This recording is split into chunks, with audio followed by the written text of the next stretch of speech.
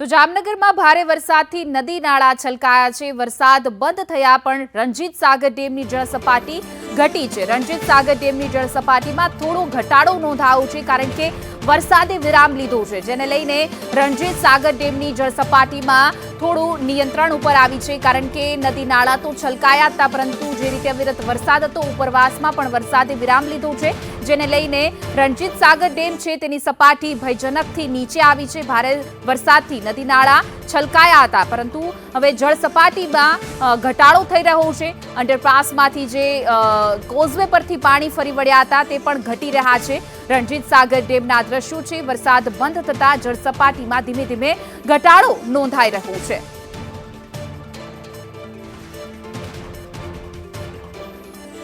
તો જામનગરનો આ રણજીત સાગર ડેમ કે આસપાસના ગ્રામ્ય વિસ્તારો માટે સિંચાઈ માટે અને પાણી પૂરું પાડે છે, પરંતુ હવે વરસાદે વિરામ લીધો છે, જેને લઈને તેની જળ સપાટીમાં ઘટાડો થયો છે। પાણી ઓસરવાના જામનગરમાં શરૂ થયા છે કારણ કે આ પાણીનો પ્રવાહ છે સતત વધી રહ્યો હતો અને ભયજનક સપાટી વટાવી ચૂક્યો હતો। આ ડેમના જળ સપાટીમાં પણ ઘટાડો નોંધાયો છે, હાશકારો લીધો છે, વરસાદે વિરામ લીધો છે, જેને લઈને રણજીત સાગર ડેમ છે તેની જળ સપાટી ઘટી છે। ભારે વરસાદથી નદી નાળા છલકાયા છે।